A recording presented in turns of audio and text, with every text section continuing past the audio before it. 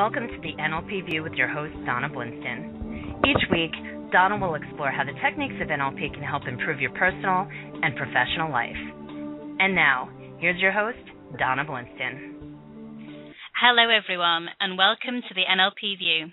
My name is Donna Blinston.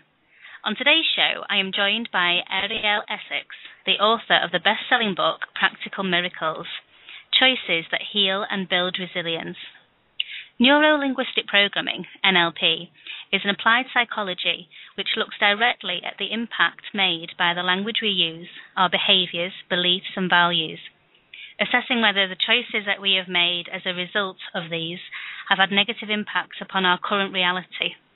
NLP focuses directly on the mind and body link, a well-researched phenomenon that provides the foundation for many alternative therapies that are now available to help the person address and understand the cause of their cancer and how to overcome it. In Practical Miracles, Arielle Essex describes her progress of facing any kind of crisis and how to develop the kind of resilience that sustains you and keeps you well no matter what happens. Arielle has showed the insight she gained during her own journey and provided a series of useful stepping stones to make it easier for the individual to navigate through the challenging times cancer presents. So I'd like to welcome to the show Arielle Essex. Hello, Arielle. Hello. How are you? I'm fine, thank you. Thank you so much for having me on your show. Oh, you are completely welcome. For me, it's a privilege.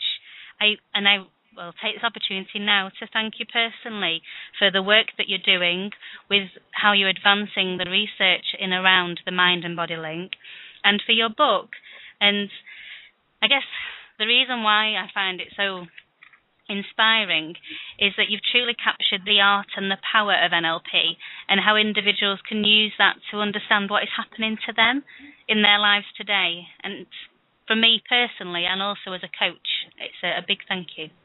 Oh, you're more than welcome. And you know, because I've been through a crisis myself, I know what it's like to face such a thing, and that's exactly why I wrote this book. I wanted to reach out to people who, you know, they're floundering. They don't know what to do or what to base their decisions on. And, you know, it's at times like that when NLP psychology can be so helpful. Yes. Definitely. And it's I think there's more and more people now are looking towards alternative therapies and complementary therapies, which, you know, NLP provides that amazing tool, whether it is to go in conjunction with, or if it's a case that there's no medical support out there because of their progression of the disease and where they're at, NLP can be a tool to help them in those areas as well. Yeah, it's remarkable because you can use it to work directly on the mind-body, or you can use it to help yourself make better use of whatever medication you're taking. So, for instance, if you had a fear of needles or a fear of going in for surgery, you can work through that fear and let it go before you even enter the hospital.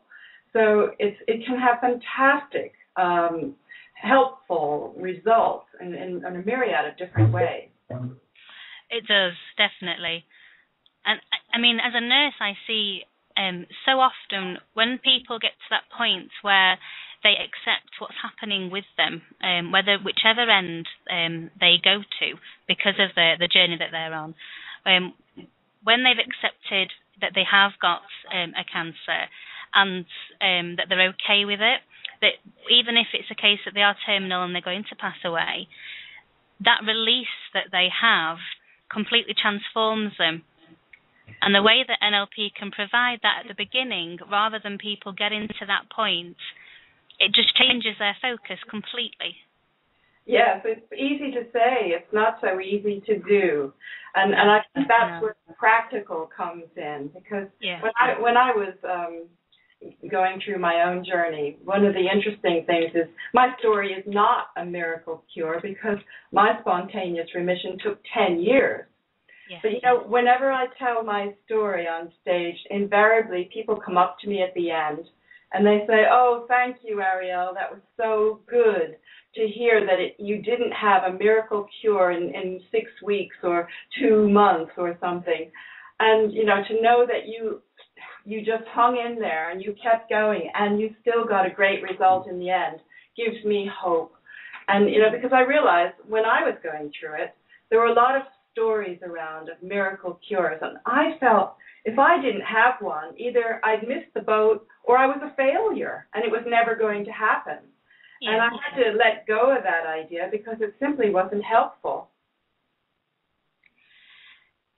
How did you get involved with NLP in the first place, Arielle?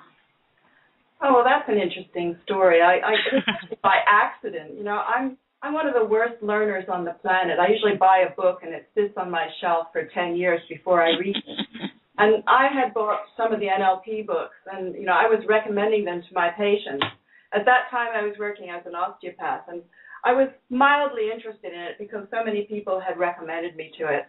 And it wasn't until somebody turned around and said to me, I was teaching some spiritual development workshops, and I said, Arielle, if you'd like to be an even better trainer, you ought to do NLP. So I said, oh, what an interesting idea. And I had to laugh because I've been recommending it to so many other people, and I hadn't done it myself. So I decided to go on an NLP training, and I did, and I loved it. And I thought, well, this is really interesting stuff. But, at first, I really didn't get how to use it. And again, this is where the practical comes in. It was all fascinating stuff, and I had a lot of fun and met great people, and I put the manual away and didn't do anything with it. And ironically, it was being diagnosed with my tumor that made me pick up the books again. Yeah. And by that time, I had read about Robert Dilts having a wonderful success with helping his mother heal terminal breast cancer. So I thought, wow, do that with NLP. Maybe NLP can help me. And so I went out to California and trained with Robert and also with Todd Epstein and Judy Delosier. And a wonderful, wonderful month in California where I really delved into using deep NLP change techniques. And I applied, this isn't recommended, but I applied everything I learned to my own problem. And to my delight, every single thing I used gave me new insights. And I recognized then that there wasn't one tool in NLP that wasn't useful. They all had a particular purpose. They all gave you something, a different perspective or a different way of understanding yourself.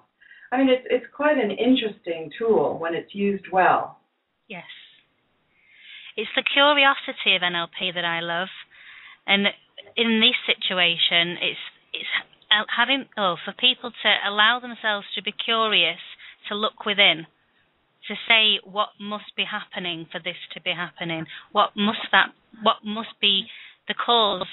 Why did that happen? Why is this happening? And hooking back into the root cause of it, which will be a lot of the journeys that you went down as you were developing yourself. Absolutely. And also curing your tumor. Absolutely, and it's really important to make the point that often it's not the obvious answers. And one of the dangers is when you say, well, why did I get this cancer? Is that you go into self-blame or you stay stuck in your current everyday affairs. And usually it's not the current stresses that actually caused it. It's usually the underlying factors which have caused it. And I like to sort of really push the whole idea by saying, let's really consider that you chose this. Mm-hmm. What part of you wants this and for what reason? There must be a benefit. There must be a secondary gain. And when you start to look into what that secondary gain could be, then you start to get the clues as to what your soul or your spirit is really calling you to do.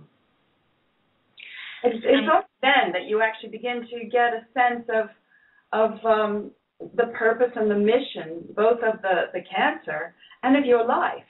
Mm-hmm. It is. I'm glad you've mentioned about the not using the why, because that is one of the things with NLP is we avoid using the word why, because why always gives you a because answer. it gives you the reasons and the excuses, as you've mentioned, which I guess one of the biggest things with NLP is that whole around cause and effect of how you can either be at cause for what's happening in your life.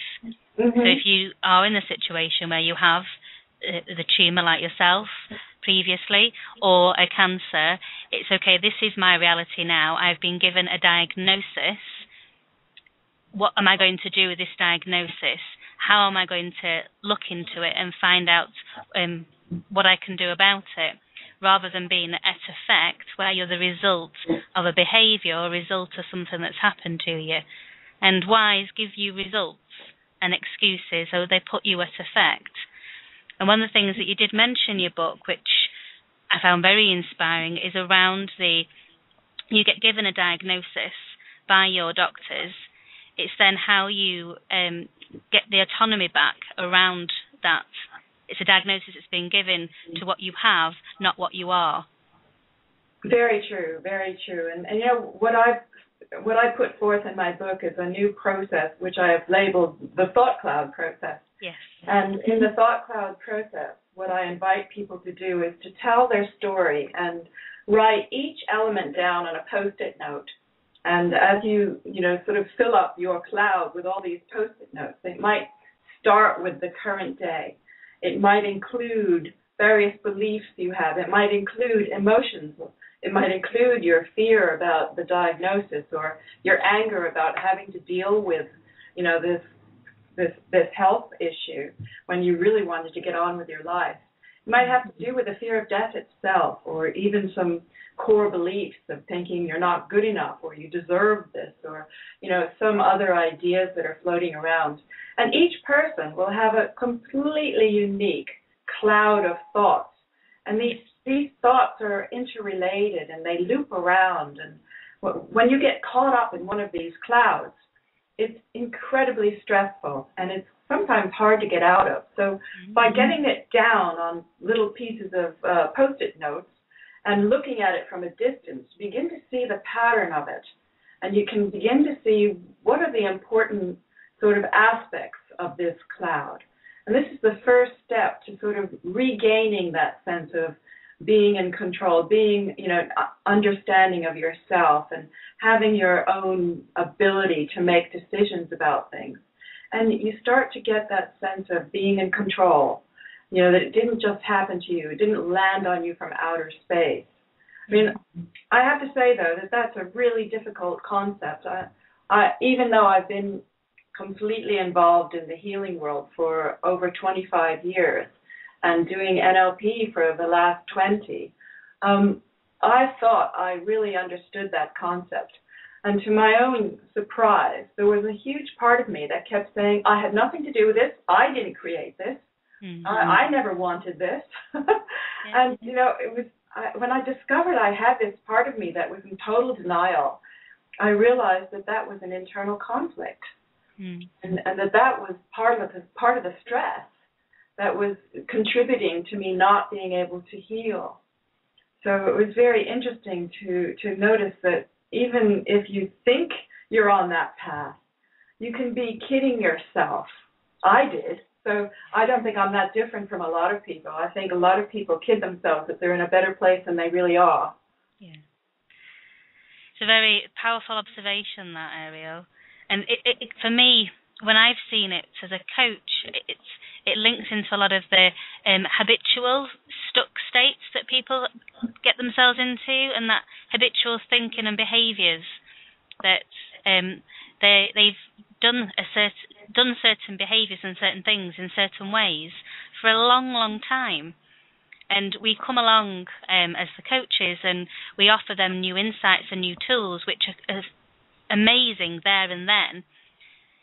They go out with this new thought process, the new insights and the new ways of being, and they've still got their old habits that are ingrained. And a lot of it's unpicking why they're doing what they're doing, because it's something that they've done and has worked for them. Might have not worked for them in the best way possible, but it's certainly worked for them for a long time. So it's unpicking the why those habitual patterns of behaviour have become, and how they can do it differently in the future. Yeah, and those habitual behaviors and attitudes become our comfort zones. And it's very hard to let go of a comfort zone if it's made you feel safe or it's given you some benefits. If people are caring for you more when you have the illness than when you didn't have the illness, it's harder to let go of such things because new patterns grow up very quickly. And what's particularly dangerous is developing an identity. You know, this thing of I am a cancer victim becomes a sort of an identity that is very hard to let go of.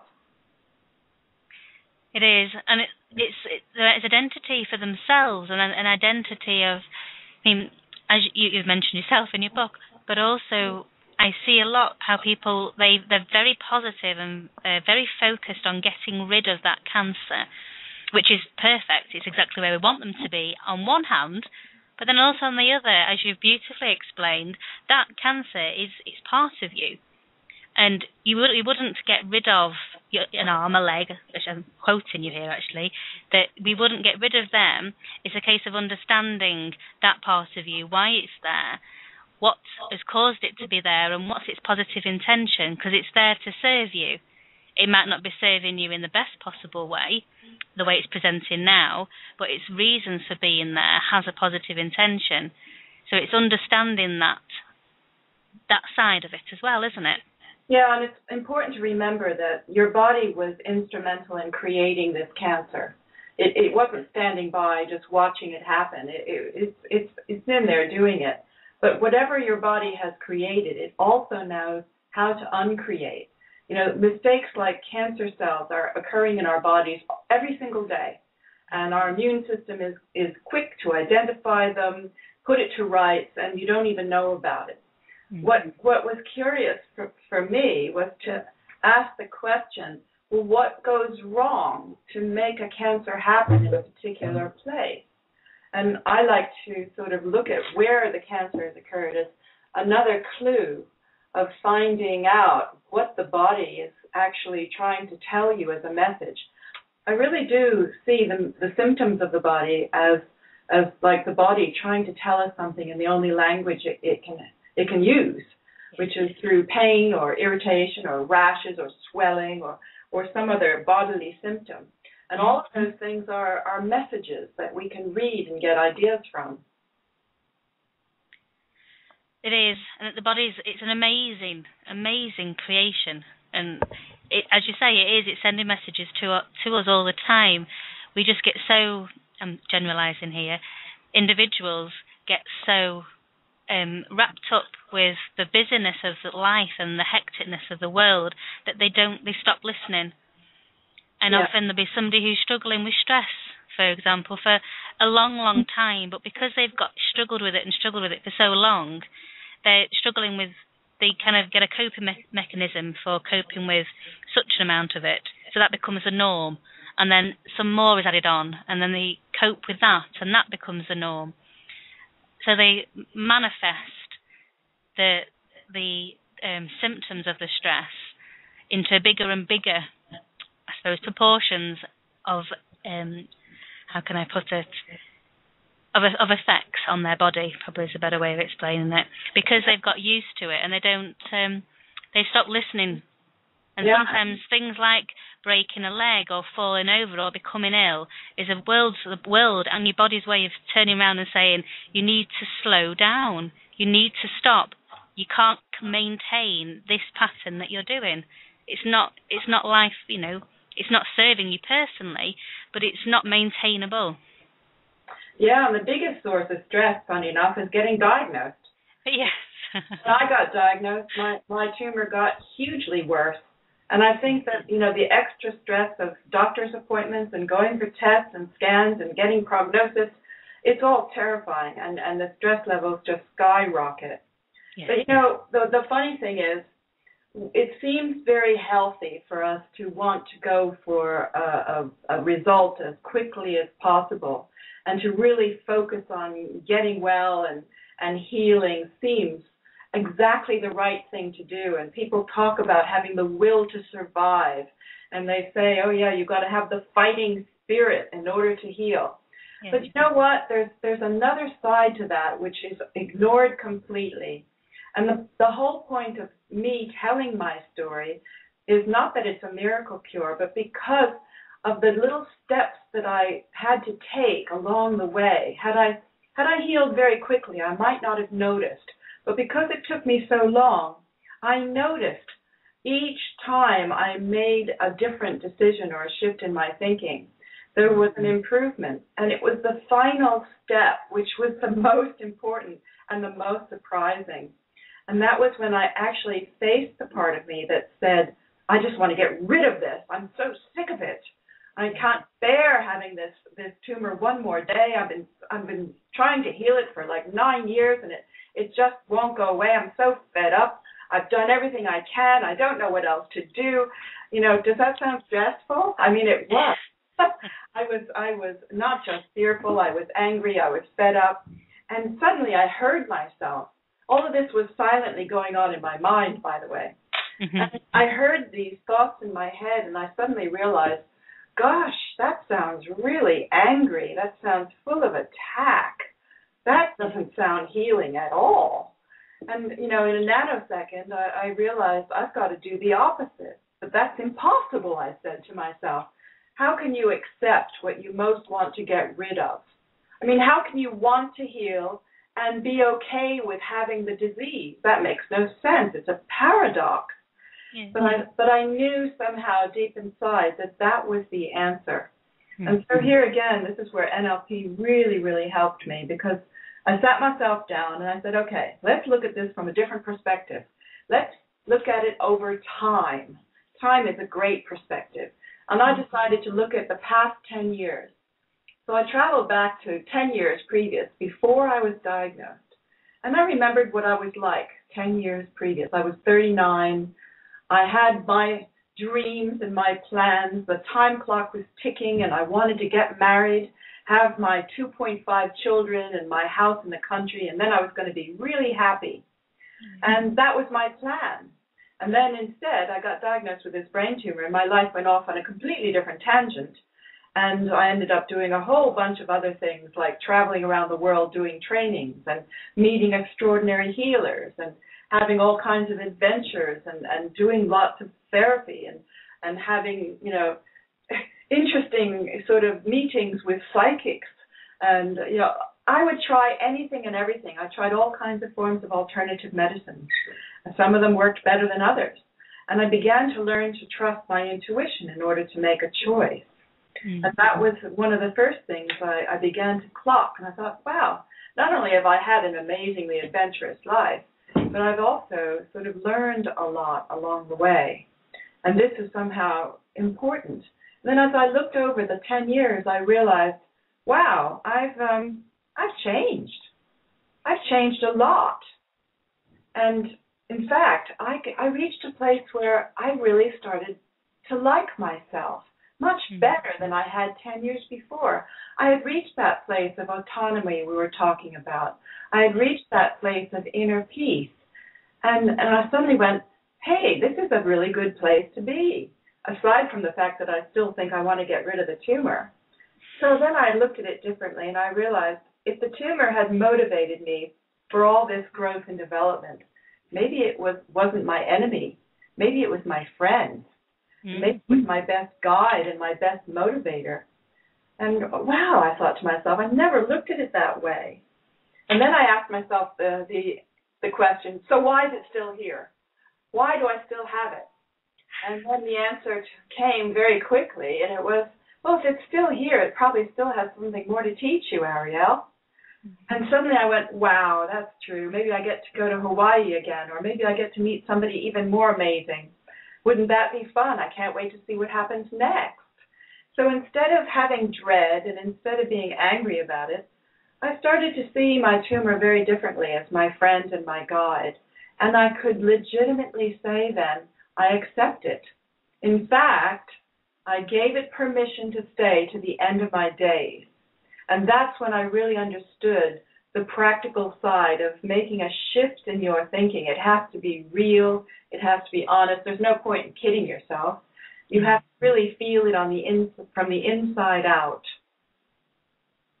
So that's the point of my story, really, that you need to get to that place of understanding it really doesn't matter whether you have it or not, as long as you are really benefiting along the way.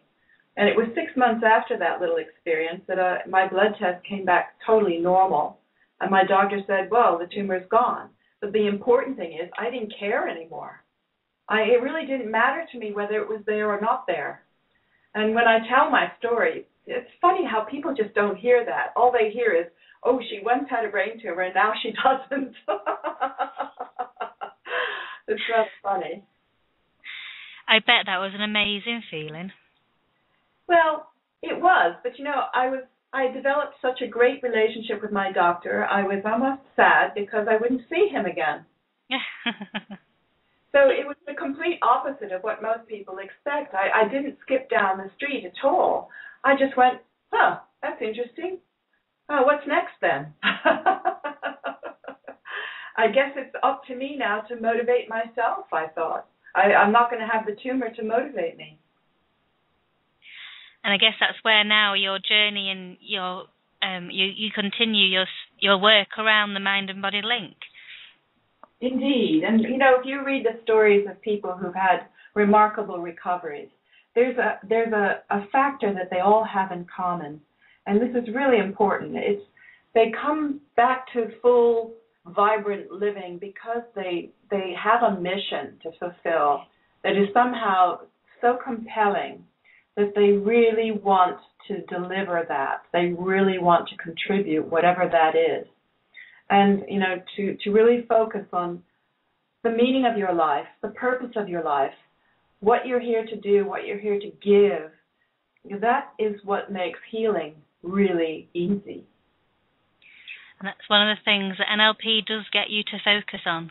It's one of the first things I do with all my clients is asking them what is important to them, what do they want, what is their mission. Yeah. Which often so many people really don't know. They've never been asked it before, never thought about it before.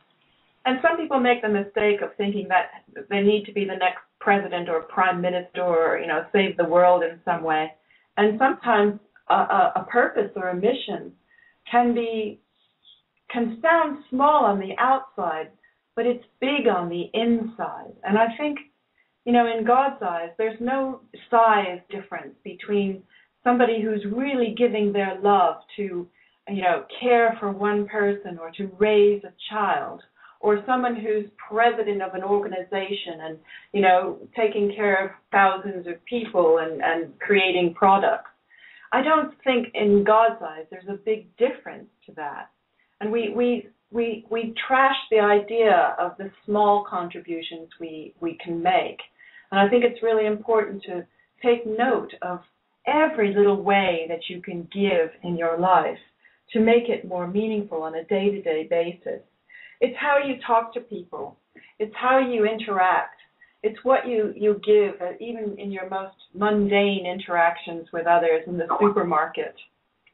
So, your purpose doesn't have to be something wild. And I agree. I couldn't agree more, actually.